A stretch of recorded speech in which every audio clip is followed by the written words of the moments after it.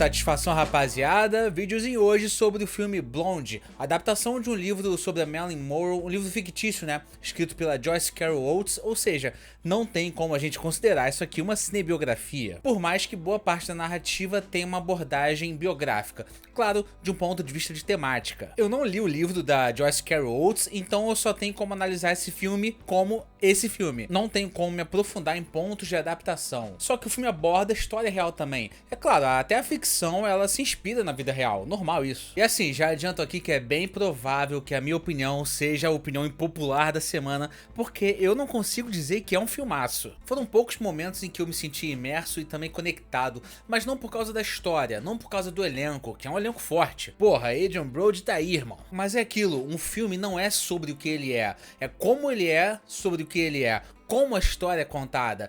E nesse filme o Andrew Dominik parece um diretor medíocre, sinceramente, coisa que ele não é, né? Ele dirigiu o assassinato de Jesse James pelo covarde Robert Ford, fez também O Homem da Máfia, aliás, 2 filmes com Brad Pitt, né, que inclusive assina a produção, alguma coisa da produção de Blonde também. Não serve pra nada a produção, né? Esse filme, quando se encerra, deixa uma sensação um tanto vaga, né, quanto às principais intenções da condução dessa história, porque às vezes parece que o filme quer ser forte e quer ser chocante também. Às vezes consegue, principalmente no início, é um início pesado, é um início com cenas fortes. Só que às vezes o Andrew Dominik, o diretor do filme, parece obcecado por fazer uma narrativa abstrata, o que faz ele parecer mais perdido do que, sei lá, artístico, estiloso. Pra começar, esse filme transita entre cenas coloridas e em preto e branco também. Geralmente é uma escolha sensorial, né, um tipo de tato experimental que é justificado, mas nesse filme ele transita em cores porque sim, irmão, não pergunta, porque sim. Não sei se foi alguma escolha pra disfarçar algum defeito estético, que é bem provável, né, porque o filme é esteticamente belo, muito bonito, ou então se é para fazer a Ana de Armas ficar ainda mais parecida com a Marilyn Monroe em alguns momentos.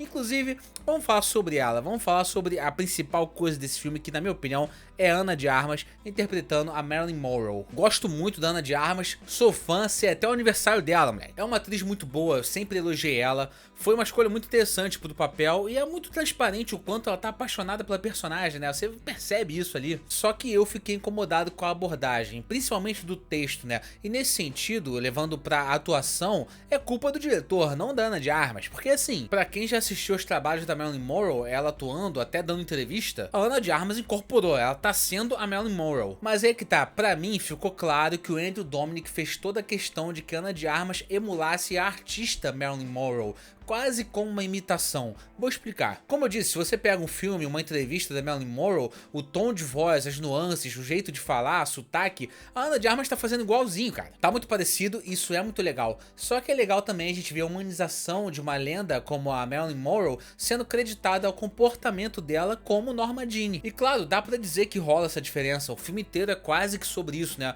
A Norma Jean basicamente detestando o que se tornou um alter ego pra ela, no caso, a Marilyn Monroe, porque tá sendo como se ela, a Norma Jean, falasse do mesmo jeito que a Marilyn Monroe fala nos filmes. E é por isso que fica às vezes parecendo imitação. E de novo, eu dou esse crédito ao Andrew Dominik. Que assim, realmente, a gente nunca viu a Norma Jean, né? A gente sempre viu a Marilyn Monroe, então não tem muito como saber como ela é, se ela é realmente diferente das câmeras ali em cena, pra ela em casa tomando um cafezinho. Só que o filme, ele quer mostrar essa diferença, né? E já que é uma ficção, você pode ter ali a liberdade poética, né, de mudar algumas coisas, de fazer a própria Marilyn Monroe ali da Ana de Armas, pra justamente não chegar perto de ficar caricato. Não é exatamente caricato, mas só não é caricato porque a Ana de Armas é pica, porque se fosse uma outra atriz, provavelmente, assim, uma atriz qualquer, né, provavelmente o texto na boca dela ia ficar caricato. Eu sempre uso de exemplo o que o Joaquin Phoenix fez com o Johnny Cash. Ele falou que o diretor deixou claro que não queria uma imitação do Johnny Cash, mas sim a versão interpretada do Joaquin Phoenix. Só que você se basear nas atuações da Marilyn Monroe da década de 50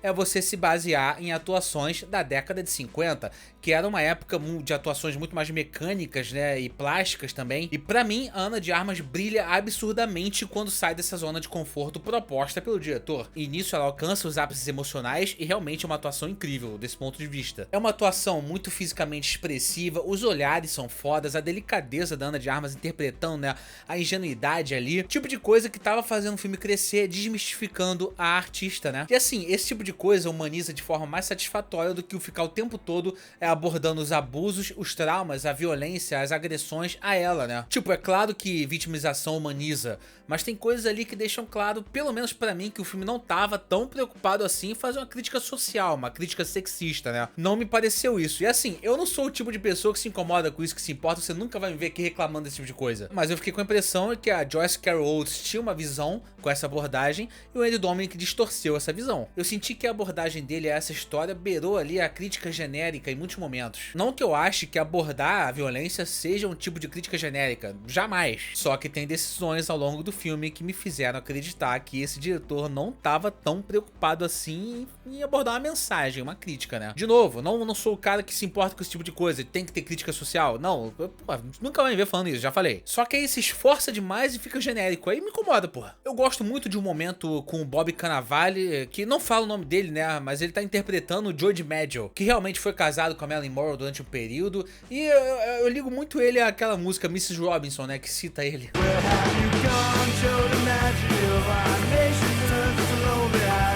Mas enfim, essa cena boa, ela vem seguida de uma montagem completamente sem noção, nonsense ali do filme, que do nada o Joe DiMaggio aparece, ela tá já jantando com ele, e tipo, não tem ligação nenhuma com o que tava acontecendo antes, tem um salto temporal que eu acho que eles esqueceram de avisar, né? Tudo bem, não sou do time que tem que me avisar toda hora que teve um salto temporal, botar o ano ali que tá se passando, só que o filme tava fazendo isso, né? O filme tava botando ali o anozinho que tava se passando, só que tenho certeza que eles esqueceram de mostrar isso, de falar que teve um salto temporal. E aí, pra quem não leu o livro, pra quem não sabe que esse cara é o Joe DiMaggio, né, porque eles não citam o nome dele, vai ficar perdidinho, mané. Só que eu gostei muito de como o filme representa o Joe DiMaggio no pedido de casamento dele, causando um reflexo ali que justifica a ausência do pai, né, da figura do pai na Marilyn Monroe. Tipo, incomoda muito ela ficar chamando todos os maridos dela e amantes lá de papai, né? Com certeza, mas cenas como essa explorou muito bem esse reflexo da falta do pai. Podia ter momentos mais sensoriais e intuitivos como esse. Até tem, só que fica claro que o filme tá se esforçando demais pra ser abstrato. E pra mim, abstrato e sensorial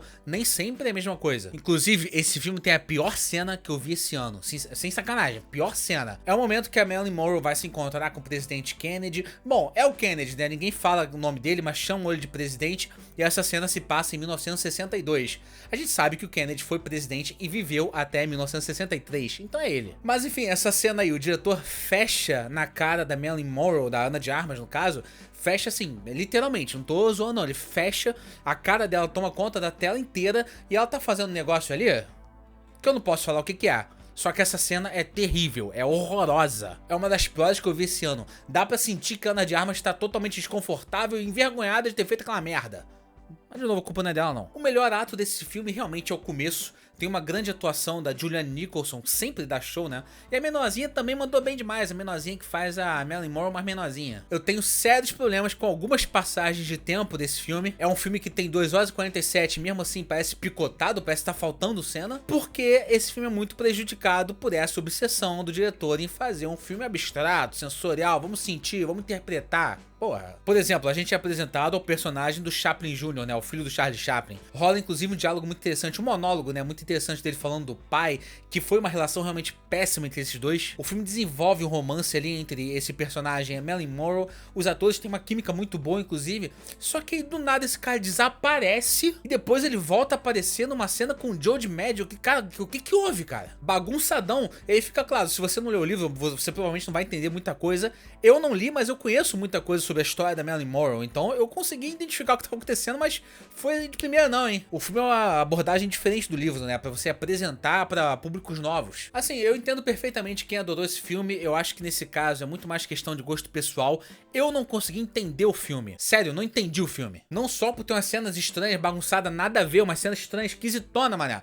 Só que também as intenções do diretor não estão claras. Porque se o filme não é uma celebração da artista, uma homenagem, aí nesse caso podia tomar mais tempo se aventurando de forma mais genuína em grandes momentos marcantes da carreira da atriz. Até tem um momento lá do vestido dela levantando ao vento, é uma cena maneira, Poderia ter mais cenas assim, seria bem-vinda, entendeu? Caso a intenção do diretor fosse fazer desse filme uma celebração, uma homenagem, como eu falei. Só que aí não é isso. Mas também não é a humanização dela o tempo todo. Não é a desmistificação da figura Marilyn como ser humano. E tá mais pra esse caminho, né? Afinal, a gente pega ela desde a infância e vê os traumas dela, um monte de coisa ali, pessoal mesmo. Só que eu achei essas nuances de tom muito inconsistentes, cara. Fato é que esse filme seria ruim se não fosse Ana de Armas, que ela carrega esse filme nas costas. Inclusive, ano 2022 pra Ana de Armas, ela deve estar com dor nas costas, né? Porque carregou sozinha Águas Profundas, aquele filme com Ben Affleck, carregou sozinha também o Agente Oculto, que é uma porcaria esse filme, não interessa, é uma porcaria ruim. Eu critiquei a interpretação, mas como eu falei, não é culpa dela, é culpa da direção de elenco, sabe? Ela realmente merece o crédito pelo sucesso desse filme. Mas fora isso, gostinho azedo desse filme, hein?